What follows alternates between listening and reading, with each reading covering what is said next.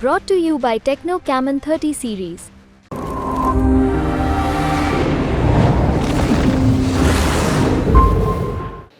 नमस्कार, मैं हूं मिलिंद खांडेकर और आप देख रहे हैं न्यूज़ तक। न्यूज़ तक में हम अब लेकर आ रहे हैं देश का सबसे जो नया सर्वे हुआ है, जो सबसे ताज़ा सर्वे हुआ है लोकसभा चुनाव को लेकर।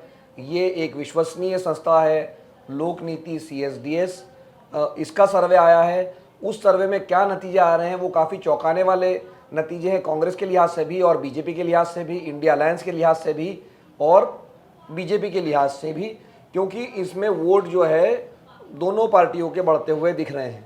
तो इस सर्वे पर मैं जब तक आपको आंकड़े खोलूं कि कौन जीत रहा है, कौन हार रहा है, उससे पहले मैं विजय जी का स्वागत करूंगा। मेरे साथ जुड़ रहे हैं विजय विद्रोही जी। विजय विद्रोही जी वरिष्ठ पत्रकार है, राजनीतिक विश्लेषक है और जैसा मैं बार बार बता रहा हूं कि 17 लोकसभा चुनाव में से 10 लोकसभा चुनाव ये कवर कर चुके हैं, तो उनके अनुभव का फ़ायदा हम उठा सकते हैं। तो सबसे पहले मैं आपको बता रहा हूं कि जो लोकनीति CSDS का सर्वे हुआ है वो सर्वे 191 सीटों पर हुआ है। वो मतदान के दौरान अप्रैल से लेकर जून तक ये सर्वे हुआ है। 191 लोकसभा सीटों पर जाकर उन्होंने सर्वे किया है। 20,000 का उनका ये सैंपल है और इसके डिटेल आज लोकनीति CSDS ने एक्स यानी ट्विटर पे भी जारी किए हैं और हिंदू अखबार जो है उसमें भी जारी किए हैं। तो सबसे पहले जो सबसे बड़ा आंकड़ा हम पहले विपक्ष से शुरू करते हैं विजय जी। इसमें यह कहा गया है कि कांग्रेस का जो वोट शेयर था, हम सीटों की बात बाद में करेंगे क्योंकि CSDS सीटें नहीं दिखाता है, वो सिर्फ वोट शेयर दिखाता है। लेकिन अगर मैं सबसे पहले कांग्रेस का वोट शेयर बताऊं आपको, तो 2019 में जब कांग्रेस को 52 सीटें मिली थी तब कांग्रेस को वोट मिले थे, मतलब जब 100 वोट पड़ते हैं तो कांग्रेस को उस समय मिले थे 19.5, मतलब लगभग 19.5 वोट मिले थे। जब हर 100 वोट देश में पिछली बार मतदान हुआ था तो 19.5% वोट जो है वो कांग्रेस पार्टी को मिले थे। लेकिन इस बार जो कांग्रेस ने जिस तेजी से, कुछ दमखम से जो भी चुनाव लड़ा है, उसका परिणाम ये दिख रहा है कि उनका वोट शेयर लगभग 3.5% बढ़ता हुआ दिख रहा है और वो 23% पर जा रहा है। 2019 में 19.5% वोट मिला था कांग्रेस को और अब वो 23% के पास जाता हुआ दिख रहा है। मतलब अगर मैं मोटे मोटे तौर पे कहूँ तो हर 5वां वोट, 5 में से 1 वोट मिला था कांग्रेस को 2019 में, अब जो है वो 2 वोट मिल रहे हैं या 10 में से 4 वोट के करीब करीब वो जा रही है। तो कांग्रेस का वोट शेयर लोकसभा चुनाव में बढ़ता हुआ 4% का, लगभग 3.5 से 4% का इजाफा, मतलब मैं एग्जैक्ट कहूँ तो 3.5% का, मतलब 3.5% का इजाफा होता हुआ दिख रहा है। तो विजय जी, ये जो कांग्रेस का, मतलब चूंकि जितने अब तक सर्वे आए हैं उसमें हमने कांग्रेस की सीटें बढ़ते हुए तो देखी है, या लेकिन ऐसा लग रहा है कि बीजेपी बहुत आगे निकल रही है।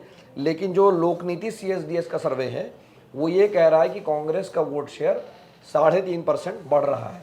तो इसको आप कैसे देखते हैं? देखिए मिलिंद जी, पहले मैं थोड़ा सा और स्पष्ट कर दूं ये CSDS लोक नीति के पोल को। ये एग्जिट पोल नहीं है, ये पोस्ट पोल है।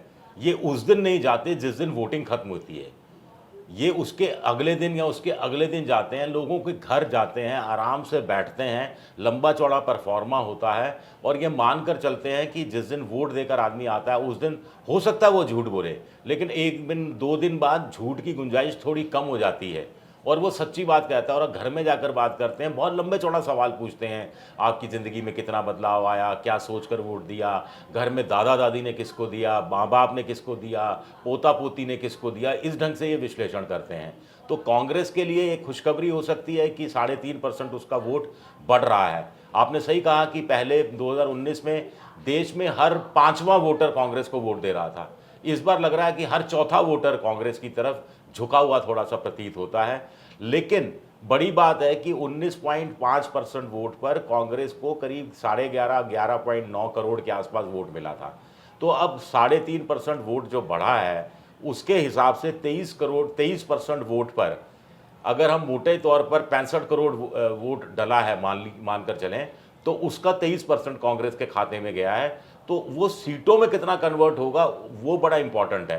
कांग्रेस खुश हो सकती है 3.5% वोट बढ़ गया, लेकिन अगर उसका वोट छितरा हुआ है, यानी स्कैटर्ड है, हर जगह कुछ कुछ कुछ कुछ कुछ कुछ कुछ कुछ बढ़ रहा है, तो ओवरऑल वो सीट को जीताने में मदद नहीं कर पाएगा, क्योंकि वोट परसेंटेज की एक थ्रेशोल्ड चाहिए होती है, उसको पार कोई पार्टी कर जाती है तो फिर वो सीट में कन्वर्ट चीज़ें होती हैं।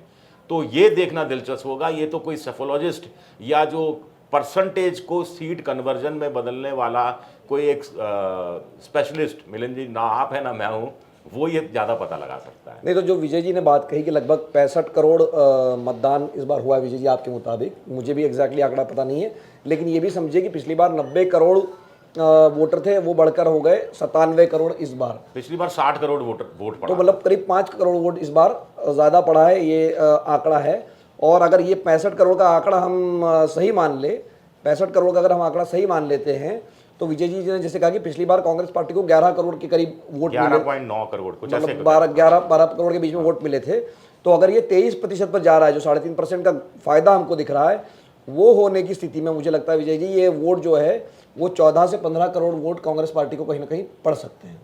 अगर ऐसा पड़ सकता है तो हो सकता है कांग्रेस की सीटें में दुगना तो नहीं, लेकिन दुगने से कम, करीब 25% 30% का मुनाफा हो जाए, यानी 52 बढ़कर 75 तक सीटें, मोटा मोटा एक आंकलन लगाया जाए तो 70-75 सीटों तक कांग्रेस पहुंचती हुई कम से कम इस वोट परसेंटेज शेयर से, जिसमें हम मानकर चलें कि कुछ जगह कांग्रेस का वोट अगर ज़्यादा बढ़ता है तो ये स्थिति आ सकती है।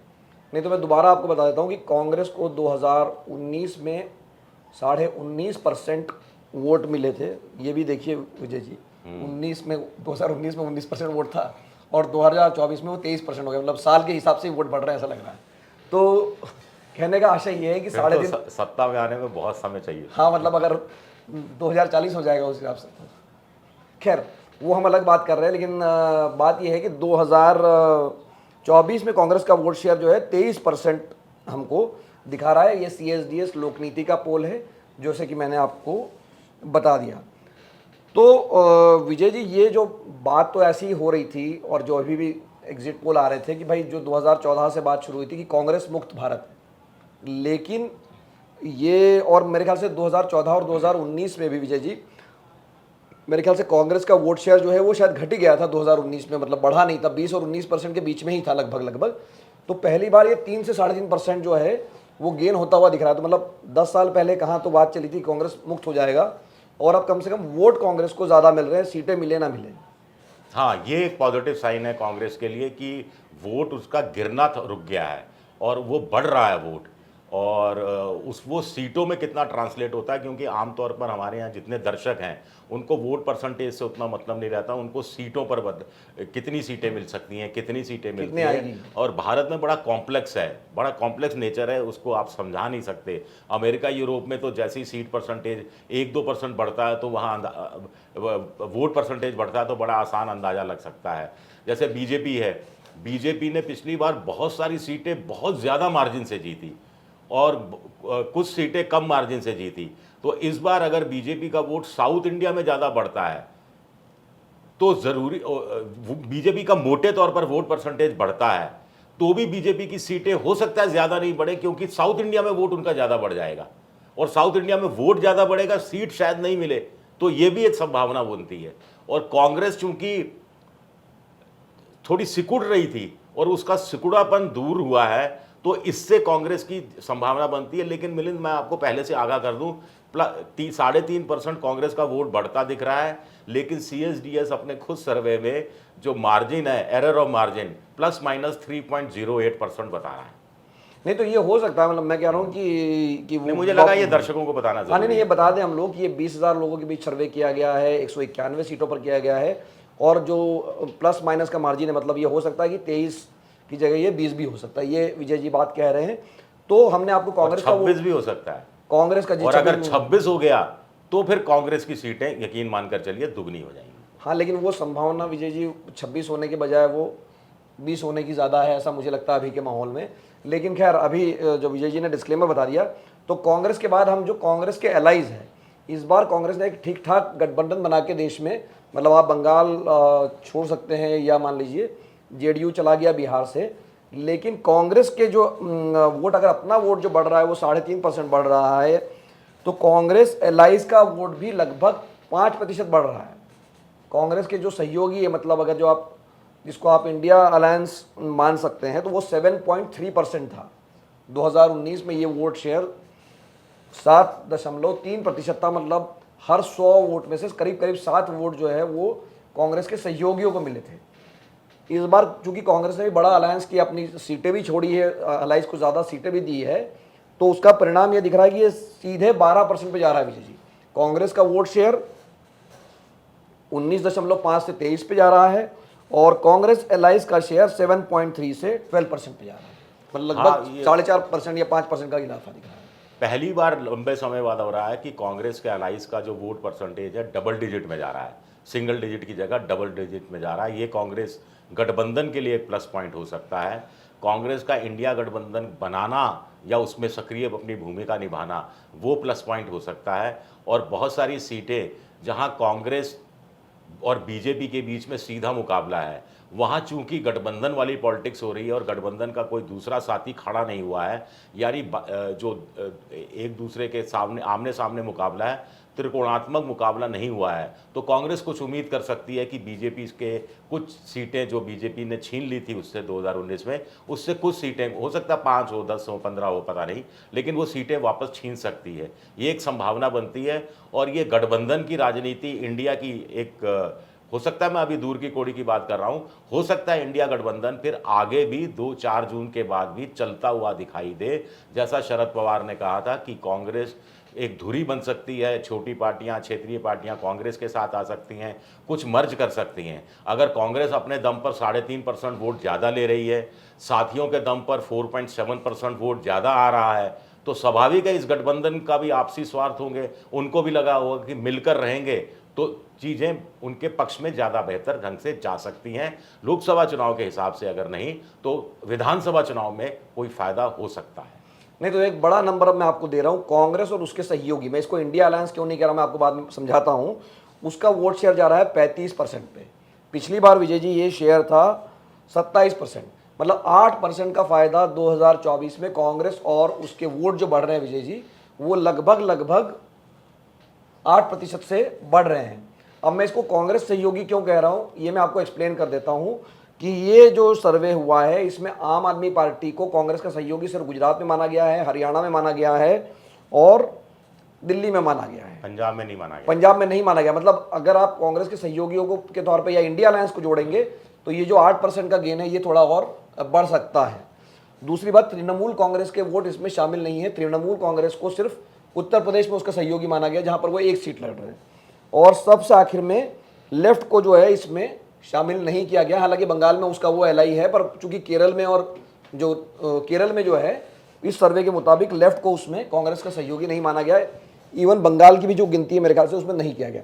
पर कहने का आशय ये है कि जो बड़ी जो वोट आने हैं, जो पंजाब में आम आदमी पार्टी के वोट है और कांग्रेस और लेफ्ट के जो केरल के वोट है विजय जी, वो इसमें शामिल नहीं किए गए हैं। तो उनका ब्रेकअप वो अदर्स में भी है विजय जी कुछ हद तक। तो वो भी मुझे लगता है कि ये जो कुल मिला के कांग्रेस और उसके सहयोगी या विपक्ष का जो एक मोटा गठबंधन है, माइनस पंजाब आपके और बंगाल में टीएमसी के और लेफ्ट में केरल का इनका वोट नहीं जोड़ा गया है, तो मुझे लगता है कि विजय जी ये जो 35% का वोट जो लग रहा है इसमें 1-1.5% का और इजाफा हो सकता है अगर इनको नहीं जोड़ा गया है। नहीं, ज़्यादा हो जाएगा मुझे लगता है, क्योंकि टीएमसी का वोट पिछली बार परसेंटेज का तो मुझे मालूम नहीं, लेकिन 2.5 करोड़ 2 करोड़ प्लस था। आम आदमी पार्टी का 1 करोड़ से नीचे था, शायद 80 लाख या कुछ ऐसा था, और वाम दलों का भी 1.5 करोड़ प्लस था। तो करीब करीब ये 3-3.5 करोड़ वोट बैठता है। मतलब ये 5%, मतलब 5% बैठेगा। अगर 65 करोड़ अगर आपने वोट माने हैं तो लगभग ये 5% वोट हो जाएगा। उस हिसाब से बैठना चाहिए। तो ये तो फिर 40% पे चला जाएगा अगर आप उसको उस तरह से देखें। जैसे हमने कहा कि ये हम मोटा मोटा आंकड़ा लगा रहे हैं, लेकिन सही आंकड़ा जो हमें पता है कांग्रेस और उसके सहयोगी का वोट 35% पे जा रहा है। और जैसे विजय जी कह रहे हैं कि अगर इंडिया में मतलब आप केरल का वोट जोड़ लेंगे लेफ्ट का, या पंजाब में आपका, या बंगाल में टीएमसी का, तो ये जो आंकड़ा है ये करीब 40% की तरफ भी बढ़ता हुआ दिख सकता है। वोट शेयर की बात अभी हो रही है, सीटों की बात नहीं हो रही है विजय जी। हाँ बिल्कुल बिल्कुल, करीब 40 नहीं तो 38% समझ लीजिए, क्योंकि लेफ्ट में अब केरल को में भी लेफ्ट को जोड़ा नहीं गया है और वहाँ भी नहीं जोड़ा गया, तो पूरे लेफ्ट को नहीं जोड़ा गया। लेकिन टीएमसी भदोही में आ गई, या पिछली बार भी कुछ जगह फ्रेंडली फाइट में थी, तो वो थोड़ा कंफ्यूजन है उसमें, थोड़ा सा सारा वोट उसके खाते में। लेकिन मतलब मोटी बिग पिक्चर ये है, रफ पिक्चर। हाँ, लेकिन रफ पिक्चर, बड़ी पिक्चर ये है कि जो कांग्रेस और उसके सहयोगियों का वोट 35% पे जा रहा है। पिछली बार ये लगभग 27% था। तो इसका लाभ जो मिल रहा है वो कुल मिला के उसको 8% का गेन दिख रहा है विजय जी। ये बड़ी तस्वीर है। जी जी। तो अब अगले कदम पर हम बढ़ रहे हैं, और अगला कदम ये है कि बीजेपी और उसके सहयोगियों का आंकड़ा क्या है। कांग्रेस को तो हमको गेन दिख रहा है, कांग्रेस के सहयोगियों को भी 5% का लगभग गेन दिख रहा है, 4.5-5% का। अब हम आते हैं बीजेपी के सहयोगियों के लिए। तो बीजेपी के सहयोगियों का वोट पिछली बार था 7.5%, 7.5%, और वो बढ़ नहीं रहा इस बार। भारतीय बढ़ गई, उनके साथ 38 पार्टियां होने का दावा किया इंडिया अलायंस में, लेकिन वोट शेयर घट के आ गया है 6% पे। मतलब 1.5% का गिरावट आ रही है विजय जी बीजेपी के सहयोगियों में। कहाँ तो कांग्रेस के सहयोगियों का वोट जो है करीब 4.5 से 5% बढ़ रहा है, लेकिन बीजेपीओ के सहयोगियों का वोट CSDS लोकनीति के पोस्ट पोल सर्वे के मुताबिक 1.5% से गिर रहा है। 7.5% था 2019 में, और अब वो 6% पर है। देखिए, उसकी एक बड़ी वजह है कि शिरोमणि अकाली दल अलग हो गया, जो पिछली बार अलाई था। उद्धव ठाकरे वाली जो पूरी शिवसेना अलाई थी, उसमें से 2 टुकड़े हो गए, तो वो अलग हो गए। टीडीपी हालांकि जुड़ा, JDS देवेगौड़ा की पार्टी जुड़ी, JDU भी है ही, वापस आ गई। JDU वापस आ गया। लेकिन ये कुछ धड़े जो अलग हुए, तो मुझे लगता है कि उसके कारण उसका बीजेपी का वोट, जो एलाइज का जो वोट शेयर है, वो 1.5% के आसपास, 1.5%, हाँ 1.5% के आसपास कम होता दिखाई दे रहा है। लेकिन अगर हम बीजेपी 40% और 6% जोड़ दें, अभी बीजेपी पे आते हैं। अभी हम लोग पहले हम तो अभी अलायंस की बात कर रहे हैं, हालांकि बीजेपी का भी, हाँ, तो ऐसे आपने बता दिया कि 40% वोट है, लेकिन हम पहले अलायंस की बात कर रहे हैं कि बीजेपी के अलायंस जो है वो नुकसान में है वर्सेस कांग्रेस के अलायंस।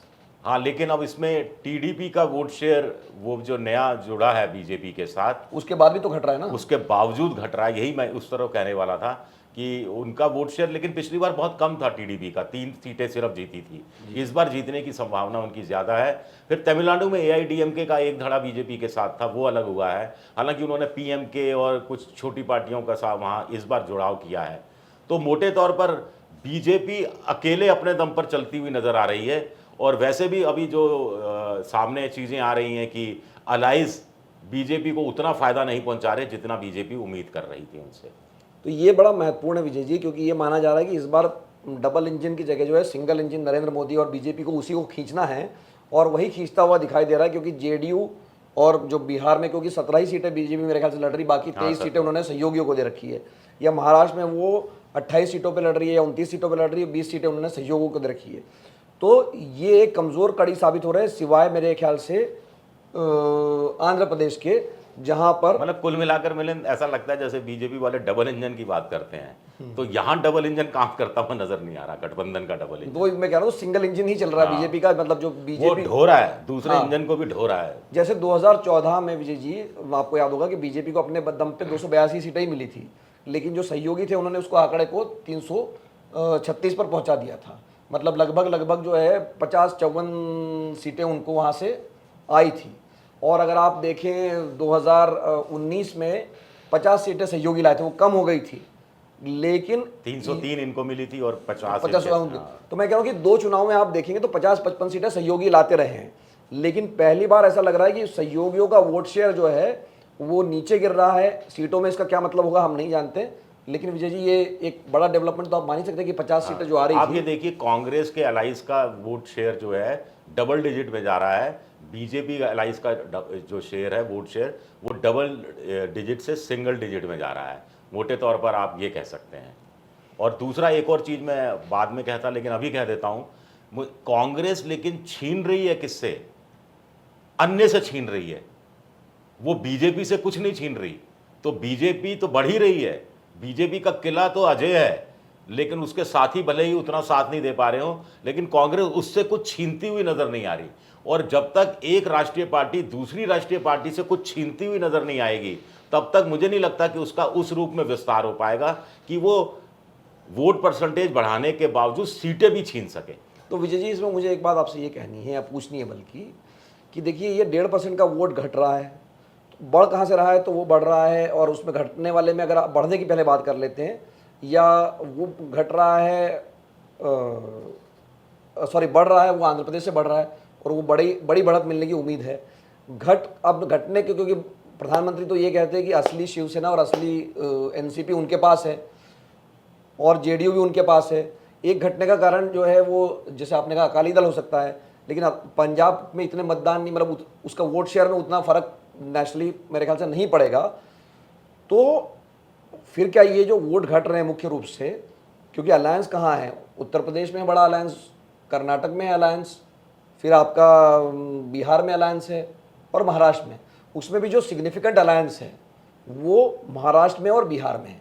तो क्या इसका मानना ये जाए कि बीजेपी के जो सहयोगी है बिहार में, जैसे जेडीयू है, एलजेपी है, कुशवाहा है, हम हैं, मतलब जो मांझी की पार्टी ही, लोक जनशक्ति पार्टी है, एलजेपी जो पार्टी है, और महाराष्ट्र में जो एकनाथ शिंदे की शिवसेना, जो कि अब असली शिवसेना कहलाती है, या अजित पवार की एनसीपी जो असली ये कहती है, तो क्या, क्योंकि बढ़ रहा है विजय जी आंध्र प्रदेश का, तो क्या इनका वोट घटने का है क्या? इसको क्या आप समझेंगे हम लोग? बिल्कुल आप सही कह रहे हैं, इशारा तो उसी तरफ है कि कम से कम अजीत पवार वाला हिस्सा थोड़ा कमज़ोर साबित हो रहा है।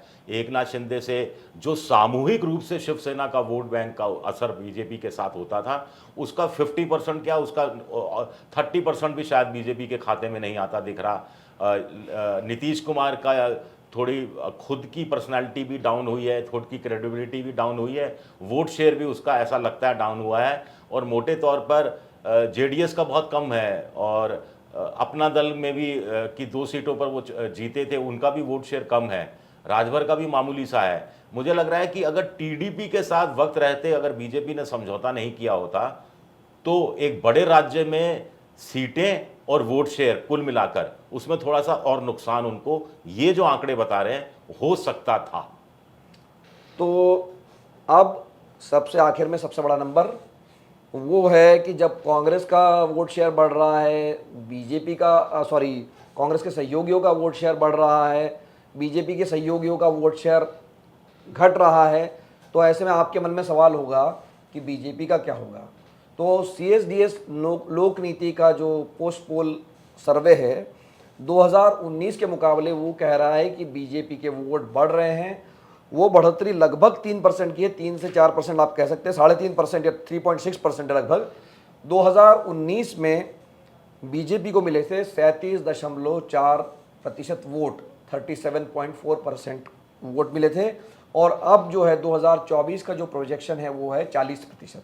तो अगर आप बीजेपी और बीजेपी के सहयोगियों को जोड़ेंगे तो वो विजय जी जाता है 46% पे, यानी 46% पे। और कांग्रेस ये है 23 और 12 उसके सहयोगी, तो 35। तो अभी भी ये जो कांग्रेस और उसके सहयोगियों को जो लगभग 8% का फ़ायदा हो रहा है विजय जी, उसके बावजूद बीजेपी और कांग्रेस के जो गठबंधन है उनका अंतर 11% पे है। पर मैं ये याद दिला दूं कि पिछली बार ये अंतर जो था, ये मेरे ख्याल से विजय जी 45 और 17% का लगभग गैप था। तो ये गैप जो है वो कम हुआ है पिछली बार के मुकाबले, क्योंकि मतलब लगभग 6% इन्होंने गेन किया है जो कांग्रेस के गठबंधन ने, अगर आप देखेंगे तो। क्योंकि पिछली बार देखिए बीजेपी और अलाइज 44.9%, जी, कांग्रेस प्लस अलाइज 26.8%। हाँ, तो ये मतलब ये 8% से बढ़ रहा है इनका, और जबकि बीजेपी का और उसके सहयोगियों का वोट शेयर 1% से बढ़ रहा है। तो पिछली बार का विजय जी अंतर अगर आप निकालेंगे तो ये था 18% पिछली बार गैप था, वो घट के अब जो है कांग्रेस और बीजेपी गठबंधन का जो गैप है 11% हो गया है। तो 11% वोट बैंक शेयर का जो अंतर है, मेरी जो समझ अब तक जो भी सेफोलॉजिस्ट से बात करके आई है कि जब भी 10% से ज़्यादा अंतर किसी भी में होता है तो वो एक तरफा बहुमत जाता है, मतलब एक तरफा बहुमत मिल सकता है बीजेपी को और एनडीए को। सीएसडीएस और लोक नीति ने कोई आंकड़े प्रोजेक्ट नहीं किए विजय जी, लेकिन 11% का अगर अंतर है कांग्रेस गठबंधन और बीजेपी गठबंधन का, तो इसको तो ये माना ही जाएगा कि बीजेपी और उसके गठबंधन को एक भारी बहुमत मिलने जा रहा है। हाँ, इसके हिसाब से तो माना जाएगा, क्योंकि बाइपोलर चुनाव है, आक्रामक अंदाज में चुनाव लड़ा गया है, दोनों का कोर वोटर बिल्कुल पूरी तरह से अपने अपने इलाके के साथ है, दोनों का गठबंधन के साथ ही अलग अपने अपने साथ हैं। तो ऐसे में 11% का स्विंग, एक तरह से पॉजिटिव स्विंग अगर बीजेपी प्लस के खाते में जा रहा है, एनडीए के खाते में जा रहा है, तो फिर सीटें भी शायद एक तरफी जानी चाहिए। ये पेपर्स में होता है, हकीकत में कभी कभी फर्क पड़ जाता है कि अगर आपकी अलाइज के साथ साथ आपके वोट ट्रांसफर में दिक्कत आ रही है तो आपका वोट परसेंटेज तो बढ़ जाएगा, लेकिन अगर वोट ट्रांसफर में दिक्कत आ रही है तो उतना फायदा या उतना उल्टी तरफ देखा जाए कि उतना नुकसान हो सकता है ना हो। लेकिन कॉमन थिंकिंग वही है जो आप कह रहे हैं साइकोलॉजिस्ट के अनुसार कि बाइपोलर चुनाव में 10% से ऊपर, लोग तो कहते हैं 8% से ज़्यादा, 8-7% से ज़्यादा स्विंग भी एक तरफा चुनाव, एक तरफा रिजल्ट देती है। ये मैं दर्शकों को ये समझा दूं कि बीजेपी और उसके सहयोगियों का वोट बढ़ रहा है सिर्फ 1%, क्योंकि लोग बार बार कह रहे हैं कि नहीं ये एग्जिट पोल के नतीजे ऐसे क्यों आ रहे हैं जब कांग्रेस को वोट पड़ रहे हैं, कांग्रेस का ग्राउंड पे बस है पीछे, ये बार बार बात आ रही है। तो ये जो CSDS का सर्वे अगर आप देखेंगे तो ये उसका रिफ्लेक्शन है, क्योंकि कांग्रेस और उसके सहयोगियों का वोट बढ़ रहा है 8% और बीजेपी और उसके सहयोगियों का वोट बढ़ रहा है 2019 के मुकाबले सिर्फ 1%। लेकिन सीटें फिर भी हो रहा है कि हो सकता है कि बीजेपी और उसके सहयोगियों की सीटें 2019 से बेहतर हो जाए, क्योंकि विजय जी जैसे कह रहे हैं कि 7-8% का गैप ही बड़ा होता है और यहाँ 11% का गैप है। अब आप ये कह सकते हैं कि पिछली बार ये लगभग 18% का गैप था, वो इस बार घट के हो गया है विजय जी 11% का, लेकिन 11% या 10% का भी अगर गैप रहता है तब भी वो एक बड़ा गैप है। मिलिंद जी, इसमें दूसरी चीज़ बड़ी इंटरेस्टिंग है कि अन्य की स्पेस कम होती जा रही है। 28.5% था अन्य की स्पेस 2019 में, यानी हर तीसरा वोटर अन्य के खाते में, अन्य को वोट देता हुआ दिख रहा था। ये घटकर 19% रह गई है और इस 19% में हमें नहीं भूलना चाहिए कि टीएमसी भी शामिल है और आम आदमी पार्टी भी शामिल है पंजाब के लिए। हाँ, पंजाब में, और टीएमसी तो मेन रूप से बंगाल में ही है। अगर ये दो बड़ी पार्टियों को हटा दें तो 19% बीजेडी भी है, बीजेडी भी है विजय हाँ, जी। बीजेडी भी है, लेकिन बीजेडी तो मैं ये लेफ्ट भी है केरल में, इसमें लेफ्ट भी है अन्य में। हाँ बिल्कुल बिल्कुल, मेरा कहने का मतलब था कि बीजेडी बीएसपी भी है, बीएसपी भी है, लेकिन ये तो वैसे ही सिकुड़ते हुए नजर आ रहे हैं। हाँ मतलब मैं मतलब कुल मिलाकर ये इनकी अगर इतनी बड़ी बड़ी पार्टियां हैं वो अपने वोट शेयर को कायम नहीं रख पा रही, इससे ये भी संकेत मिलता है कि ये वाईएसआर वाईएसआर भी इसमें शामिल है। हाँ। तो इसका मतलब विजय जी ये भी एक इसका आकलन ये हुआ कि आंध्र प्रदेश में वाईएसआर कांग्रेस के लिए बुरी खबर है ये। हाँ, ये वही मैं कह रहा था, जो नवीन पटनायक के लिए भी ये बुरी खबर है और बंगाल में ममता बनर्जी के लिए भी बुरी खबर है ये मेरे ख्याल से। हाँ, और मायावती के लिए भी तो है। मायावती तो खैर अभी मतलब उन्होंने एक तरह से चुनाव ही छोड़ दिया था, लेकिन 3 राज्यों में जहां पर सत्तारूढ़ पार्टी जो भी है उनके लिए ये कहीं ना कहीं बुरी खबर है और इसका फायदा बीजेपी को मिल सकता है। तो इसका मतलब एक विजय जी ये भी हुआ कि जो आकलन है, हालांकि इसमें कोई अलग पार्टी वाइज नहीं दिया गया है, लेकिन बंगाल में भी बीजेपी को ही इसका फायदा मिल सकता है, उड़ीसा में भी मिल सकता है और आंध्र प्रदेश में भी मिल सकता है, क्योंकि बेनिफिशियरी पार्टी वही। बिल्कुल सही बात है, मैं भी यही कहने वाला था, क्योंकि बंगाल में टीएमसी को घाटा होगा तो बीजेपी को फायदा होगा, बीजेपी को घाटा होगा तो टीएमसी को फायदा होगा। बाकी लेफ्ट और कांग्रेस का बहुत ज़्यादा कुछ सीटों को लेकर बहुत ज़्यादा लेना देना है नहीं। यही बात आप सही कह रहे हैं कि टीडीपी गठबंधन हो गया आंध्र प्रदेश में और जगनमोहन रेड्डी हो गया, तो नेचुरल बेनिफिशियरी बीजेपी ही आया है इसमें। एक बात उत्तर प्रदेश के बारे में अगर हम विजय जी कर ले तो जैसे बीएसपी का अगर नुकसान होता है, ये हमें पता नहीं है कि ये आदर्श जो 28 से घट के 19 पर आ गए हैं, 19.3 पर आ गए हैं, तो वो किसका कितना घट रहा है। लेकिन मैं ये कहना चाह रहा हूँ कि अगर बीएसपी का विजय जी नुकसान होता है तो ये भी देखने वाली बात होगी कि वो वोट बीजेपी को मिलता है या समाजवादी पार्टी कांग्रेस के गठबंधन को मिलता है। बीएसपी को शायद 8% वोट दिया जा रहा है। हाँ नहीं, पर मैं कह रहा हूँ जैसे अन्य वाला भी जो घट रहा है तो उसके घटने का मतलब यही होगा कि उसका फायदा, मतलब वो भी वोट कहीं ना कहीं बटेगा ना वो देखिए, मुझे ऐसा लगता है कि जैसा कि ट्रेंड दिख रहा है कि मुसलमान एक तरफा वोट कर रहा है इंडिया गठबंधन को, तो जहाँ जहाँ बीएसपी का मुस्लिम वोटर हुआ वो कहीं ना कहीं शायद जहाँ जहाँ बीएसपी ने भले ही मुस्लिम चेहरा उतारा हो वहाँ वो इंडिया गठबंधन के साथ जाएगा। और जाटव वोट बैंक में बीजेपी ने पहले ही सेंध लगाई थी, उसका करीब 30-40% तो वैसे ही छीन लिया था, तो उससे और ज़्यादा बीजेपी छीनती हुई नज़र आ रही है। और कुछ जाटव जो कभी भी समाजवादी पार्टी के साथ नहीं जाते थे वो कहीं ना कहीं हो सकता है समाजवादी पार्टी को वोट देते भी दिखाई दें। मतलब एग्जैक्ट आंकलन लगा पाना मुश्किल है। हाँ, बीएसपी का वोट लगातार श्रिंक कर रहा है, पिछले लोकसभा चुनाव में 19.8% था, पिछले विधानसभा चुनाव में गिरकर 12-13% के बीच झूल रहा है, और इस बार लोग कह रहे हैं 8%, कुछ लोग कह रहे हैं 6%। अगर 6% की स्थिति है तो एक सीट नहीं निकाल पाएगी। 8% अगर वोट मिल रहा है तो हो सकता है किस्मत से कोई एक सीट निकाल ले, उसकी प्रोबेबिलिटी भी बहुत कम है। तो चूंकि इस चर्चा के आखिर में हम ये कह सकते हैं कि सीटों के बारे में जो लोक नीति CSDS ये कह रहा है कि वो सीटों का प्रोजेक्शन नहीं करते हैं, लेकिन वो ये बात कह रहे हैं कि बीजेपी ने जो मेहनत की दक्षिण भारत में और पूर्वी भारत में, उसको फ़ायदा मिलता हुआ दिख रहा है। ये उन्होंने ब्रेकअप तो दिया नहीं विजय जी, लेकिन वो कह रहे हैं कि पूर्वी भारत में और दक्षिण भारत में फ़ायदा मिल सकता है। हाँ जी हाँ, वो थोड़ा इशारा उस तरफ कर रहे हैं, लेकिन इंटरेस्टिंग ये है कि कांग्रेस और उनका गठबंधन थोड़ा बढ़त लेते हुए दिखाई दे रहा है।